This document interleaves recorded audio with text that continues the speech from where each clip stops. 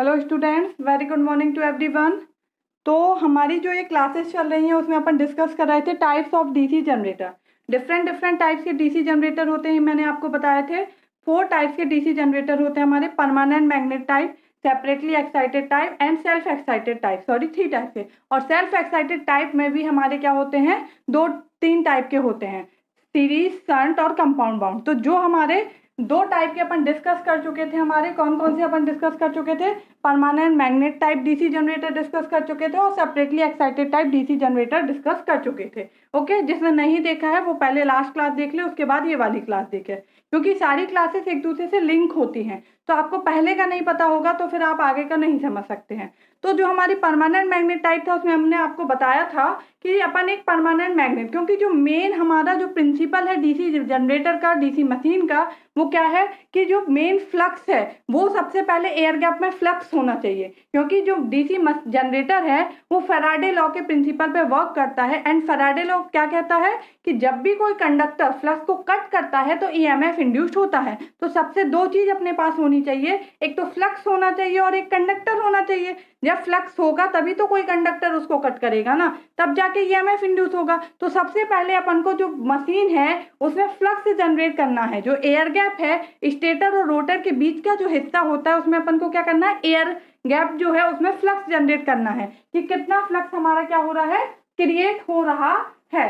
ठीक है, तो वो फ्लक्स को ही जनरेट करने के अकॉर्डिंग अलग अलग टाइप्स के हमारे क्या हैं, डीसी जनरेटर हैं। तो एक अपन ने पढ़ा था परमानेंट मैग्नेट टाइप, जिसमें अपन क्या कर रहे थे, परमानेंट मैग्नेट का यूज कर रहे थे फ्लक्स जनरेट करने के लिए। दूसरा पढ़ा था सेपरेटली एक्साइटेड टाइप, जिसमें अपन क्या कर रहे थे, जो हमारा पोल्स था उसमें अपन फील्ड वाइंडिंग लगा रहे थे। उस फील्ड वाइंडिंग में अपन सप्लाई देके क्या कर रहे थे, उसको एक मैग्नेट बना रहे थे और चारों तरफ उसके क्या कर रहे थे, मैग्नेटिक फ्लक्स जनरेट कर रहे थे। तो अपन अलग से डीसी सप्लाई दे रहे थे, इसलिए उसका नाम था separately excited type DC generator. अब आज अपन डिस्कस करने वाले self excited type DC generator. तो self excited type DC generator में क्या होता है, अलग से अपन को कोई पोल्स मतलब सप्लाई की रिक्वायरमेंट नहीं होती है। वो खुद ही क्या होता है, अपने में ही क्या कर लेता है, फ्लक्स को जनरेट कर लेता है। यहाँ पे एक नाम आता है रेसिडुअल मैग्नेटिज्म का। ठीक है, तो अगर अपन किसी भी बाइंडिंग को यूज करते हैं, अगर अपन ने उसको पहले से कहीं यूज किया है, उसके बाद फिर से अपन उसको क्या करें, किसी दूसरी चीज में यूज करें, तो उसमें क्या रहती है, एक हमारा वोल्टेज आ जाता है। ठीक है, जो पहले से रहता है, बहुत कम रहता है, 1 वोल्ट 2 वोल्ट, लेकिन वो वोल्टेज रहता है। उस वोल्टेज को बोलते हैं रेसिडुअल वोल्टेज। उस वोल्टेज के कारण क्या होता है, हमारा फ्लक्स क्या होता है, जनरेट हो जाता है। तो वो सेल्फ जनरेट कर लेता है, इसलिए अपन उसको बोलते हैं क्या, self excited DC generator. Okay, तो आज अपन डिस्कस करने वाले हैं कि हमारा सेल्फ एक्साइटेड डीसी जनरेटर क्या होता है। Self excited DC generator. ठीक है, तो पहले तो अपन थोड़ा सा समझ लेते हैं कि कैसे ये हमारा सेल्फ एक्साइटेड डीसी जनरेटर है। तो इसको नाम सेल्फ एक्साइटेड डीसी जनरेटर क्यों दिया है? इस जनरेटर में क्या होता है, जो करंट है फील्ड वाइंडिंग को वो supplied by the generator itself. जो करंट है फील्ड वाइंडिंग को, जो करंट है, जैसे सेपरेटली में अपन देख रहे थे, ये हमारी फील्ड वाइंडिंग थी, उसमें जो करंट है आई है वो अपन ने अलग से डीसी सप्लाई देके इसको अपन करंट प्रोवाइड करा रहे थे। बट जो सेल्फ एक्साइटेड है इसमें अपन क्या करते हैं, अलग से हमारा क्या करते हैं, करंट नहीं देते हैं। जो हमारा जनरेटर है वो खुद से ही क्या कर लेता है, हमारा करंट उसको देता है। ठीक है, क्या बोल सकते हैं अपन, in this type of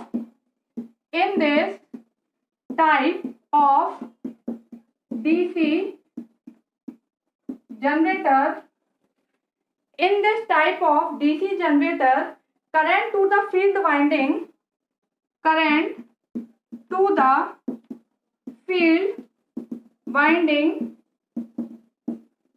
is supplied by the current to the field winding is supplied by the generator itself। Generator क्या करता है, खुद से ही क्या करता है, मशीन को करंट देता है। जो फील्ड वाइंडिंग है उसको अलग से अपन को क्या होता है, कोई भी सप्लाई देने की जरूरत नहीं पड़ती है। ठीक है, जो फील्ड वाइंडिंग है उसको अपन क्या करते हैं, अलग से कोई सप्लाई नहीं देते हैं। जैसे अपन ने सेपरेटली एक्साइटेड में अलग से डीसी सप्लाई दी थी, तो इसमें अपन को अलग से डीसी सप्लाई देने की जरूरत नहीं पड़ती है। जो मशीन है वो क्या करती है, खुद से सेल्फ एक्साइटेड कर लेती है, ठीक है। DC generator current to the field winding is supplied by generator itself, ठीक है, खुद से होता है। कैसे होता है, एक टर्म होता है हमारा क्या, रेसिडुअल वोल्टेज, ठीक है। रेसिडुअल वोल्टेज क्या होता है, एक हमारा वोल्टेज होता है, मिनिमम वोल्टेज होता है। कोई भी अगर हमारी मैग्नेट है, फील्ड वाइंडिंग है जिसको अपन ने मैग्नेट बनाया है, अगर अपन उसको कहीं पे यूज कर रहे हैं, फिर अपन ने यहाँ पे इसको यूज किया है, तो अपन किसी सर्किट में यूज कर रहे हैं तो उसमें मैग्नेट जनरेट हुआ है, ठीक है। मतलब उस फील्ड वाइंडिंग को अपन ने जहाँ पे मैग्नेट बनाया था, तो अब अपन उसको वहां से निकाल के यहाँ पे यूज कर रहे हैं, तो उसमें कुछ पार्ट हमारा मैग्नेटिज्म का रह जाता है, जिसको रेसिडुअल मैग्नेटिज्म बोलते हैं, जिसके कारण एक वोल्टेज रहता है जिसको अपन क्या बोलते हैं, रेसिडुअल वोल्टेज, ठीक है। इसको बोल सकते हैं ई आर, रेसिडुअल वोल्टेज क्या हमारा ई आर। ये बहुत कम मिनिमम वैल्यू रहती है, लेकिन इसके कारण ही क्या होता है, हमारा वोल्टेज जनरेट हो जाता है मशीन में। ई आर है, इसके कारण ये रेसिडुअल वोल्टेज है, तो एक करंट फ्लो होगा आई आर, ठीक है। अब कोई भी मशीन है, ठीक है, उसमें बाइंडिंग है, तो बाइंडिंग जो है उसमें नंबर ऑफ टर्न्स होंगे, तो I N into I R होगा। ये जो करंट फ्लो हो रहा है रेसिडुअल करंट, इसके कारण एन इंटू आई आर है, मतलब नंबर ऑफ टर्न्स और आई आर,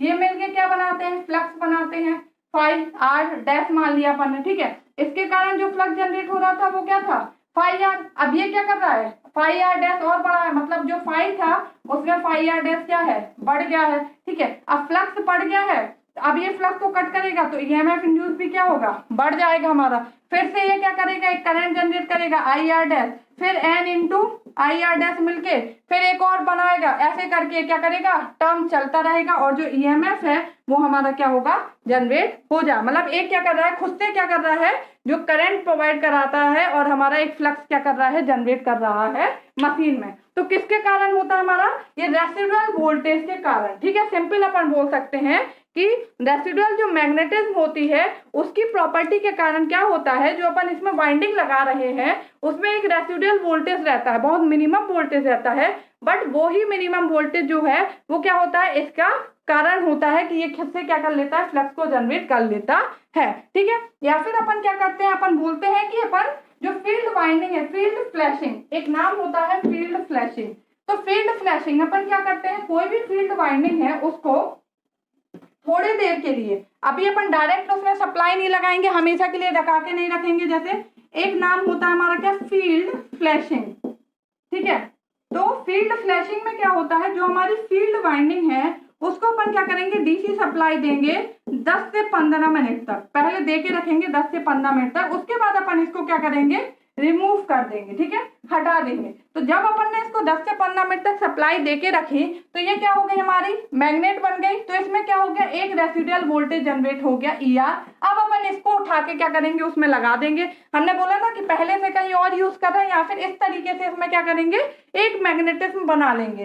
रेसिडुअल मैग्नेटिज्म के कारण एक वोल्टेज जनरेट हो जाएगा हमारा ई आर, ठीक है। जो रेसिडुअल वोल्टेज ये जनरेट हो गया, अब इसके बाद क्या होगा, इसके कारण करंट फ्लो होगा आई आर। अगर शंट है तो उसमें क्या होगा, एनएसएच इंटू आई आर है हमारा, तो ये दोनों मिलके क्या बनाएंगे, फाई आर डैश बनाएंगे।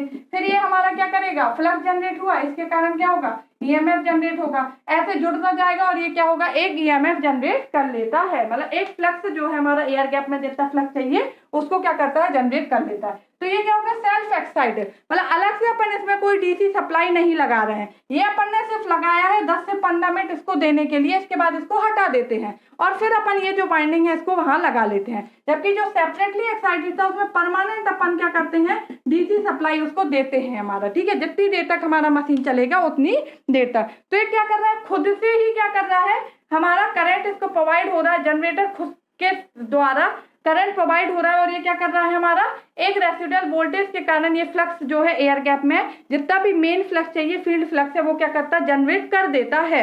एक्सटर्नल पावर सोर्स की जरूरत नहीं है, इसलिए इसका नाम क्या है, सेल्फ एक्साइटेड डीसी जनरेटर, ठीक है। तो ये हो गया सिंपल सा कि सेल्फ एक्साइटेड डीसी जनरेटर हमारा क्यों नाम दिया है, क्योंकि ये सेल्फ खुद से ही क्या कर ले रहा है, वोल्टेज को जनरेट, मतलब फ्लक्स जो है मेन फ्लक्स है उसको जनरेट कर ले रहा है, ओके। अब अपन देखते हैं सेल्फ एक्साइटेड टाइप में हमारे कौन कौन से टाइप है। शंट टाइप हो गया हमारा, सीरीज टाइप हमारा, और कंपाउंड टाइप। तो सबसे अपन पहले देखते हैं shunt bound DC generator. Self excited type में हमारा पहला कौन सा है, शंट बाउंड डीसी जनरेटर।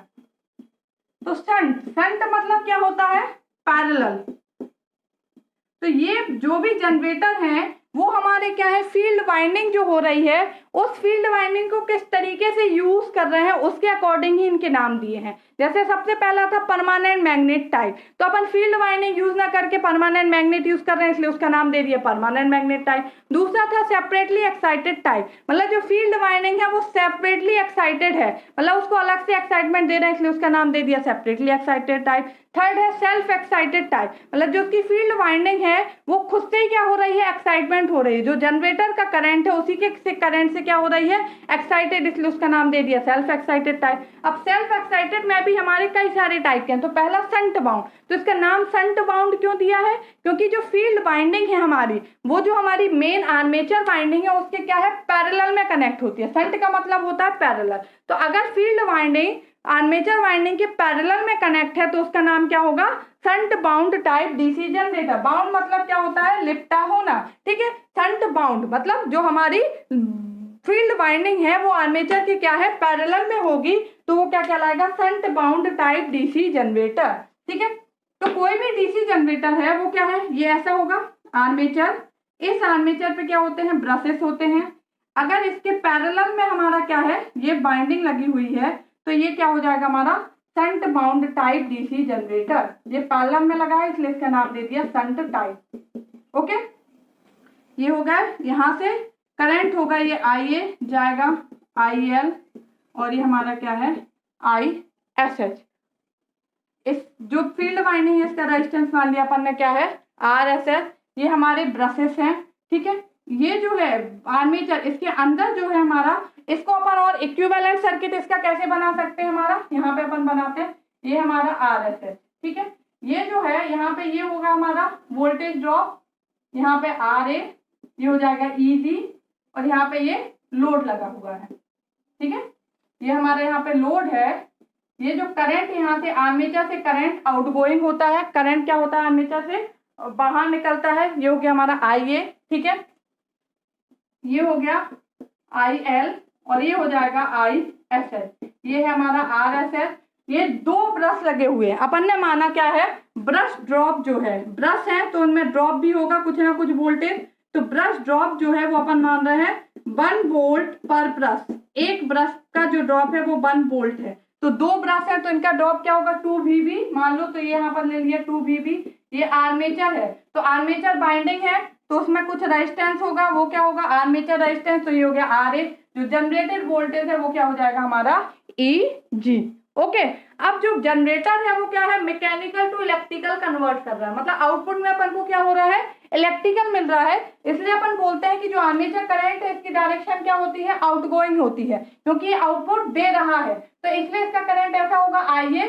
ये जो लोड है इसलिए इसमें लोड करंट फ्लो होगा IL और ये फील्ड वाइंडिंग है तो इसमें फील्ड करंट फ्लो होगा ISH, ठीक है। तो ये शंट में कनेक्ट है इसलिए इसका क्या हो गया हमारा शंट बाउंड डीसी जनरेटर। तो ये कैसे हमारा ये जनरेट कर रहा है, इसमें एक वोल्टेज है हमारा, अपन ने अभी बताया जैसे कि क्या है वोल्टेज जो हमारा ER रेसिडुअल वोल्टेज। ये जो रेसिडुअल वोल्टेज है करंट फ्लो हो रहा है हमारा ISH, ठीक है। यहाँ पे जो हमारी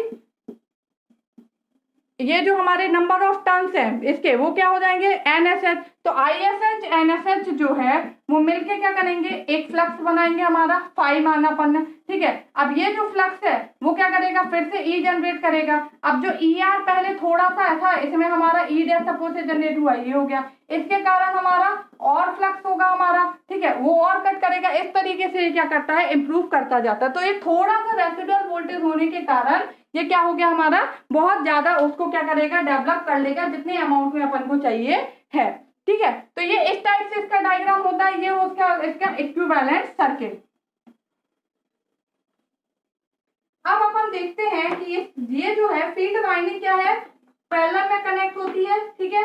पैरेलल में वोल्टेज सेम होते हैं तो whole terminal voltage applied across the field winding, ये हमारी पैरेलल में कनेक्ट। सबसे पहला पॉइंट क्या हो गया कि जो शंट बाउंड डीसी जनरेटर है इसमें जो फील्ड वाइंडिंग है वो आर्मेचर के पैरेलल में कनेक्ट होती है। Okay, first point. Second point क्या है, यहाँ जो वोल्टेज है आउटपुट वोल्टेज सपोज V, वही यहाँ पे होगा, वही यहाँ पे होगा, ठीक है। तो टोटल का टोटल टर्मिनल वोल्टेज क्या हो रहा है, फील्ड वाइंडिंग को मिल रहा है, ठीक है। ये हो गया सेकंड पॉइंट कि जो है होल टर्मिनल वोल्टेज वो अप्लाइड होगा हमारा क्या, फील्ड वाइंडिंग पे। ये जो फील्ड करंट होता है ISH वो क्या होता है, बहुत ही कम होता है हमारा, ठीक है।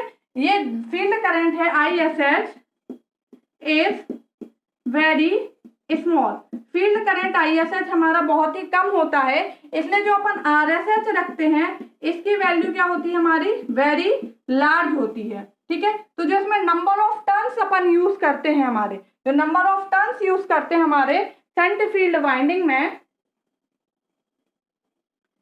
जो फील्ड करंट की वैल्यू होती है ISH वो बहुत कम होती है, RSH बहुत ज्यादा होता है। तो जो अपन टर्न्स यूज करते हैं NSH वो क्या होते हैं, इज वेरी लार्ज होते हैं, ठीक है, बट ऑफ थिन वायर, पतले वायर के होते हैं। क्यों, क्योंकि करंट तो कम फ्लो हो रहा है, जहां पे करंट कम है तो वो वायर क्या होगा, जल्दी हमारा जलेगा नहीं। तो जो अपन नंबर ऑफ टर्न्स ले रहे हैं वो हमारे ज्यादा लेंगे, बट वो पतला उसका लेंगे अपन, ठीक है। थिन वायर के नंबर ऑफ टर्न्स ज्यादा क्यों लेना है, क्योंकि जैसे वोल्टेज जो है फाई कैसे जनरेट होगा, फाई जो होता है वो डायरेक्टली प्रोपोर्शनल होता है I इंटू एन के। तो करंट कम है तो अपन को एन क्या होगा, ज्यादा होना पड़ेगा, तभी फ्लक्स क्या होगा, ज्यादा इंड्यूस होगा, तभी वो मतलब उतना फ्लक्स जनरेट होगा, मेन फ्लक्स जितना हमारा मशीन को चाहिए है, जितना एयर गैप को हमारा चाहिए है। तो अपन कहीं भी आपने बुक्स में देखा होगा या कहीं पे, तो वहां पे लिखा होता है कि जो हमारा शंट फील्ड वाइंडिंग होती है उसके जो नंबर ऑफ टर्न्स होते हैं वो क्या होते हैं, हमारे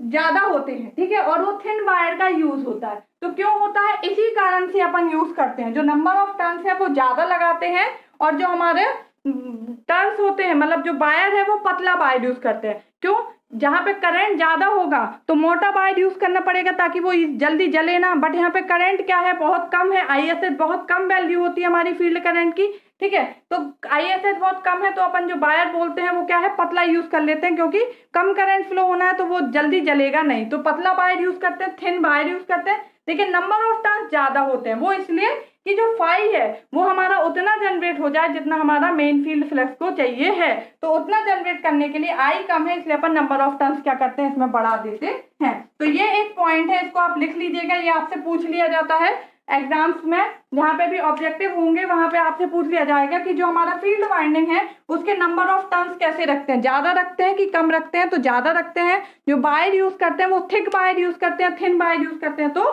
थिन वायर का अपन क्या करते हैं, यूज करते हैं, ठीक है। अब ये जो है हमारा, ये अपन ने बनाया हुआ है, इसका इक्विवेलेंट सर्किट अपन देख लेते हैं कि इसकी इक्वेशन कैसे आती है हमारी, ठीक है। ये जो शंट वाइंडिंग है, शंट बाउंड डीसी जनरेटर है, इसमें अपन इक्वेशन फाइंड करते हैं कि कैसे अपन इक्वेशन फाइंड करेंगे। तो अगर अपन देखें यहाँ पे अपन नोडल एनालिसिस लगाएं, ठीक है, नोडल एनालिसिस, नोड एनालिसिस क्या होता है, मैश एनालिसिस क्या होता है हमारा, वो सब मैंने डिस्कस किया है, ठीक है। तो इस पॉइंट पे अगर अपन नोड एनालिसिस लगाएं पॉइंट ए पे, ठीक है, at point A B apply nodal analysis. तो नोडल एनालिसिस मतलब KCL, sorry B apply KCL लगाएंगे, ठीक है। KCL अगर अपन लगाते हैं तो KCL क्या बोलता है हमारा, समेशन ऑफ I बराबर 0 होता है, ठीक है, या फिर sum of incoming current equal to क्या होता है, सम ऑफ आउटगोइंग करंट। जो इनकमिंग करंट का सम है वो किसके बराबर होता है, सम ऑफ आउटगोइंग करंट। जो इनकमिंग करंट है उसका सम आउटगोइंग करंट के बराबर होता है। तो इस पॉइंट पे अगर अपन देखेंगे तो इनकमिंग कौन सा है, IA जो है वो इस पॉइंट पे जा रहा है, और IL ISH इससे बाहर निकल रहे हैं, तो IA बराबर क्या हो जाएगा, IL प्लस ISH। ये हमारा क्या हो गया, एक इक्वेशन हो गई, ठीक है। IA बराबर क्या होता है, IL प्लस ISH, ओके। अब अगर अपन KCL लगाएं, ठीक है, अगर अपन KCL लगाएं इस वाली इक्वेशन में तो हमारा क्या हो जाएगा, ये जो लूप है, ये एक हमारा लूप है, ये एक लूप है, ठीक है, यहाँ का जो वोल्टेज है वो हमारा V है। तो अगर ये जो सेकंड लूप है, ठीक है, ये हमारा सेकंड लूप है, ये फर्स्ट लूप सपोज, ये सेकंड लूप, तो अगर अपन ये सेकंड लूप में KVL लगाएं, ठीक है, apply KVL on second loop, ठीक है, तो क्या होगा हमारा, केवीएल कैसे लगाते हैं अपन, ये हमारा देखिए इक्वेशन है, इसमें जब भी अपन चलते हैं, अपन सपोज यहाँ से चल रहे हैं तो यहाँ से ऐसे जा रहे हैं तो करंट जहां से एंटर करता है वो पॉइंट होता है पॉजिटिव और जहां से लीविंग करता है वो पॉइंट लेते हैं नेगेटिव, ठीक है। तो ये हो जाएगा प्लस और माइनस। अब अपन यहाँ से देखेंगे अगर तो ये हमारा माइनस है, ये प्लस है, तो पूरे के पूरे सर्किट में लूप में जब भी अपन इक्वेशन लिखते हैं तो या तो अपन पहला साइन लेके चले या फिर हमारा दूसरा साइन लेके चले, ठीक है, ठीक है। तो अपन क्या करते हैं, जब भी इसमें लूप लगाते हैं तो या तो पहला साइन लेके चलेंगे या फिर सेकंड साइन लेके चलेंगे, कोई भी एक साइन लेके चलेंगे। तो मैं हमेशा सेकंड साइन लेके चलती हूँ। तो आप देखिए इसको अगर आप इक्वेशन लिखोगे तो कैसे लिखोगे, यहाँ से ऐसे चलोगे तो इसका दूसरा साइन क्या है, पॉजिटिव, ठीक है। तो अपन कैसे लिखेंगे, प्लस इजी, ठीक है। इस वाले पे आएंगे आर ए, तो यहाँ का वोल्टेज ड्रॉप कितना होगा आर ए का, आई A into R A, we बराबर क्या होता है आई इंटू आर, ये तो आपको पता है। तो ये आर्मेचर रेजिस्टेंस से आ रहे, यहाँ पे करंट कौन सा फ्लो हो रहा है, वी ए, ठीक है। तो यहाँ का जो वोल्टेज है वो क्या होगा, वी ए, ये क्या हो जाएगा आई ए आर ए। अब ये प्लस साइन है, ये माइनस, सेकंड साइन लेना है तो ये कौन सा साइन है माइनस, तो क्या हो जाएगा minus I A into R A, okay. यहाँ पे आओगे ये प्लस साइन है, ये माइनस, तो सेकंड साइन कौन सा माइनस, तो माइनस टू वी बी। अब यहाँ चलोगे ये प्लस पहला साइन, दूसरा साइन माइनस, तो कौन सा आएगा माइनस वी बराबर 0, ओके। तो ये क्या हो जाएगा इजी इक्वल टू, ये इन सबको अगर उस साइड ले जाओगे हमारा, ठीक है, राइट हैंड साइड ले जाओगे हमारा, तो क्या हो जाएगा, ये नेगेटिव के हैं उस साइड जाएंगे तो क्या होंगे प्लस के हो जाएंगे। साइन चेंज हो जाता है जब अपन क्या करते हैं, साइड चेंज करते हैं, तो क्या हो जाएगा B plus I A R A plus two B B, okay. तो ये हो गई हमारी क्या इक्वेशन है हमारी, जो अपन फाइंड करते हैं इजी फाइंड करने के लिए। तो जनरेटेड ईएमएफ जो होता है हमारा शंट बाउंड डीसी जनरेटर में, उसकी इक्वेशन क्या हो गई, इजी बराबर B plus I A R A plus हमारा टू वी बी, ओके। अब हमारा जो पावर डेवलप्ड होगा पीडी, पीडी क्या है, पावर डेवलप, वो क्या हो जाएगा इजी इंटू आई ए, ठीक है, generated voltage into armature current. Output power जो है वो क्या हो जाएगा V into I L, output में वोल्टेज क्या मिल रहा है, टर्मिनल वोल्टेज वी, और लोड करंट क्या है हमारा आई एल, ओके। तो ये हो गया हमारा क्या डीसी शंट जनरेटर, ठीक है। शंट जनरेटर, शंट जनरेटर क्यों नाम दिया, क्योंकि जो शंट फील्ड वाइंडिंग है वो आर्मेचर के क्या है पैरेलल में लगी हुई है, इसलिए इसका नाम क्या हमारा शंट बाउंड डीसी जनरेटर। उसके बाद अपन ने इसका इक्विवेलेंट सर्किट देखा, इसकी ईएमएफ इक्वेशन फाइंड करी, क्या होता है, तो जनरेटेड ईएमएफ ये होगा और डेवलप्ड वोल्टेज ये होगा और आउटपुट वोल्टेज जो है हमारा वो ये होगा हमारा, ठीक है। तो ये हो गया हमारा क्या शंट बाउंड डीसी जनरेटर। अब नेक्स्ट क्लास में अपन डिस्कस करेंगे सीरीज बाउंड डीसी जनरेटर।